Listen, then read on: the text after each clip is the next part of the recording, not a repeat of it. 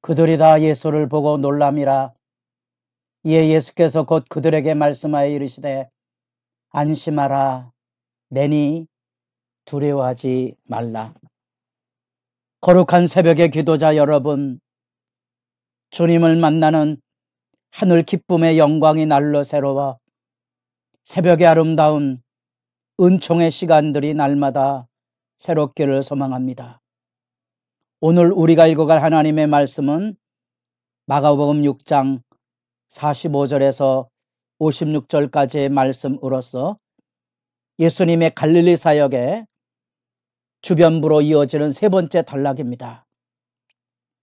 이 단락 안에서 우리는 특별히 반복되는 주제들을 살펴보게 되는데, 배 안에서 이루어지는 예수 그리스도가 누구신지에 대한 일깨움이죠.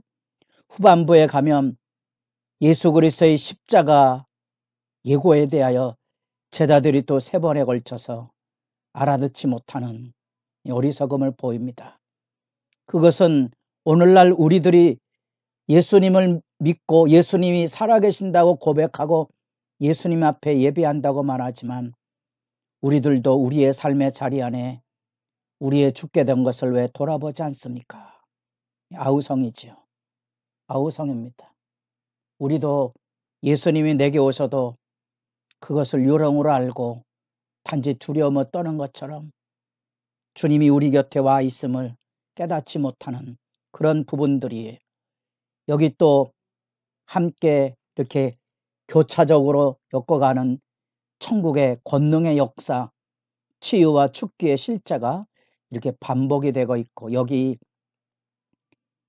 유대인을 향한 오병이어 이방인을 향한 칠병이사모의 사건을 통하여 광야 죽음의 땅을 건너갈 때 하나님께서 이스라엘 백성을 광야를 통하여 약속의 땅으로 이끄시는 것처럼 먹을 것이 없는 그 땅에 하늘의 양식으로 먹이고 입혔던 하나님의 나라의 실제, 일종의 천국 잔치지요. 왕궁으로 대비되고 있는 세상의 향락잔치와 더불어 반대해서 들판의 죽음 땅에서 이루어지는 주의 말씀에 줄이고 병들고 상한 지친 영혼들을 향한 우리 주님의 먹이시는 들판의 천국 잔치, 여러분들이 기억하셔야 이것이 하나님의 나라의 구원 역사의 실제임을 우리가 만나보게 되고, 그러나 하나님의 구원 역사의 실제와 영광 앞에는 끊임없는 역경과 시련이 있다는 거지요. 그래서 배 선상에서 이루어지는 세 번의 제자들의 믿음 없음을 일깨우는 교훈이 들려지는데, 예수님께서 오병이어의 기적을 베푸시고 수많은 사람들의 에워싸임 속에 제자들을 재촉하여 무리들 가운데에서 벗어나게 하여 쉼을 갖게 하고 자신도 홀로 산에 오르셔서 기도의 시간, 하나님과의 만남의 시간을 갖습니다. 어쩌면 이런 것들이 성경을 읽어가며 만나는 지혜이고요. 저는 여러분의 새벽이 언제나 은혜 안에 새롭기를 원하는 조금 더 준비되고 훈련되고 집중하는 시간이 되기를 바랍니다. 피곤에 매이지 않도록 철저하게 시간 관리하셔야 하고요. 하나님의 말씀을 어떻게 하면 더 깊이 생각할 수 있을지, 우리가 가지고 있는 개역개정판의 예배용 성경 이외에도 우리말의 어법에 맞게 새로 개정된 표준 번역이라든지 성경 공부용 참고 성경을 통하여서도 여러분 관심 있는 대로 하나님의 말씀을 가까이 하고 그 말씀에 나아갈 수 있기를 원합니다. 우리에게 필요한 것은 생명의 양식을 매일 얻는 그것입니다. 주님을 만나는 기쁨이지요. 우리가 그 은혜가 있어야 여기 예수님께서 왜 제자들을 무리 가운데 흩으셨는지, 그 쉼과 평안과 하나님과의 홀로선 경건한 만남, 이런 것들을 좀 우리도 돌아보고 기도하게 됩니다. 그러나 안타깝지만 예수님은 산에 홀로 하나님과의 기도의 시간을 여시고 제자들은 배를 타고 건너편으로 지나가는데 아프지만 그 가운데 풍랑이 일어나는 거죠. 바람이 거스림으로 제자들이 힘겹게 놓아졌는 것을 보시고 예수님께서 그 밤사이에 시련과 역경을 겪고 있는 삶의 자리를 지켜보고 계신다는 거죠. 지나가는 한 구절이지만 때로는 우리가 왜 하나님이 나를 버리셨나이까 절규하고 절망하지만 성경은 우리에게 이렇게 끊임없이 믿음의 진실을 일깨워주고 우리가 기도할 수 있는 힘은 어디서 얻습니까? 하나님의 약속의 말씀을 붙들고 서 있는데 우리의 믿음의 세움이 있습니다. 예수님 다 지켜보고 계십니다. 억울해하지 말자. 답답해하지 말자. 믿음이 무너지지 말고 그래서 불평이나 절망이나 방황을 빨리 그치고 하나님께로 돌아가 힘을 얻어 믿음의 다름질 하셔야 되는 거지요. 지켜보실 뿐만 아니라 그 어려움을 겪고 힘겹게 놓아졌는 것을 밤 사병 아마도 새벽 3시에서 6시니까 가장 어두울 때입니다. 그때 예수님이 찾아오십니다. 물 위를 걸어오시는 거죠. 우리에게는 이게 낯선 문화이지만 최근에 다양한 중동의 문화와 그들의 의식세계 이런 것들이 사회적인 문헌이 연구되고 발굴이 됨으로써 이 예수님 당대에 사람이 물 위로 걸어온다는 것에 어떤 의미를 그 당대 사람은 가졌을까에 대한 글을 읽다가 그 당대의 사람들은 물에 빠지지 않는 사람은 천국 백성이라는 사고를 가지고 있었다는 거죠.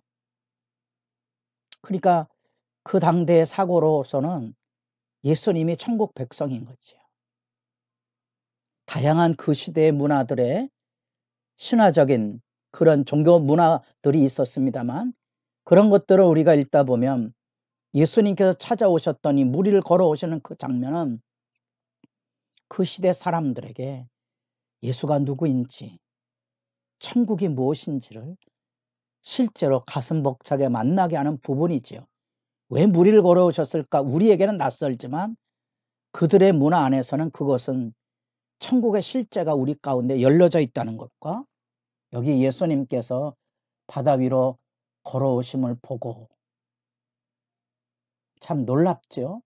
여기 48절에 지나가려고 하심에 좀 번역상의 어려움도 있고 이해하기 어려운 부분이 있는데 예수님께서 무슨 브레이크가 없어서 그냥 걷는 속도에 지나가는 그런 개념이 아니고 어쩌면 이런 부분 안에 예수님께서 여기 나타나시는 신현년 여러분들이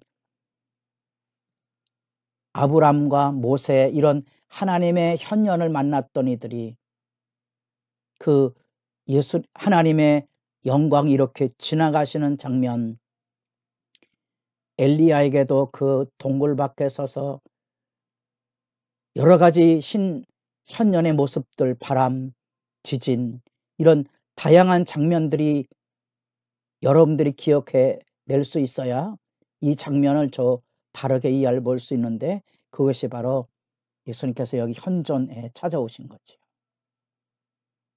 그리고 그들이 그 바닷 가운데 안심하라 바람이 그치는 거지요. 내니 두려워하지 말아라.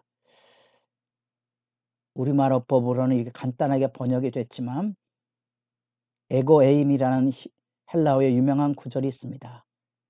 출애굽기 3장 14절에 나는 스스로 있는 자니라 하는 그런 개념을 요약해 주고 있는 여호와의 이름을 상징하는 예수 그리스도의 독특한 요한복음에 강조된 나는 양의 문이다.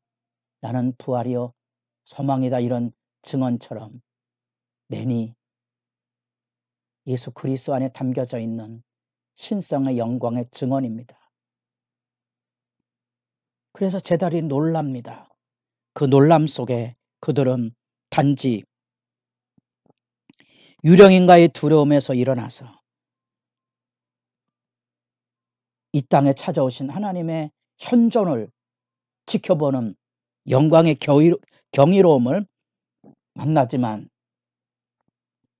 안타깝지만 52절에 이는 그들이 그 떡 되시던 일을 깨닫지 못하고 도리어 그 마음이 둔하여졌음이로라. 배 위에서 이루어진 이 사건 앞에 제자들의 무지와 불신앙을 새삼 생각해 보게 됩니다. 우리들에게도 많은 주님의 치유의 기적과 능력을 많이 경험하던 사람들, 70년대 하나님의 부흥운동이 일어날 때 수도 없는 이런 이적과 권능이 일어났지만 바른 믿음을 지키는 이들이 그렇게 많지 않았다는 사실이 바로 이렇게 52절에 떡 되시던 이를 깨닫지 못하는, 예수 그리스도의 구원 역사를 바르게 이해하지 못하는 안타까움이 그곳에 담겨져 있습니다. 그러나 예수님은 게네사렛 다시 배를 타고 간 건너편에 수많은 물이 손이라도 대면 닿을 것 같은 그 안타까운 목 잡는 양 같은 그 시대의 아픔을 예수님께서 긍휼을 베푸사 손을 대는 자는 다 성함을 얻으니라. 우리에게 한없는 기쁨과 감격을 들려주고 있는 말씀의 증언입니다. 우리는 이 말씀 안에서 우리 삶 안에 부딪혀오는 여러 가지 시련과 아픔을 어떻게 극복해 가는지, 여기 와 계신 하나님의 실제, 여러분이 기도하는 자리에 하나님의 영광의 임재가 있기를, 그런 하나님의 경이로움과 그 임재 앞에서는 거룩한 열망, 그래서 우리도 이 땅의 이 어둠과 사망의 지배에 신음하는 그 시대를 바라보고 하나님의 긍휼을, 하나님의 구원을 기도하고 손잡아주는 삶을 향하여 여러분의 기도가 힘있기를 바랍니다.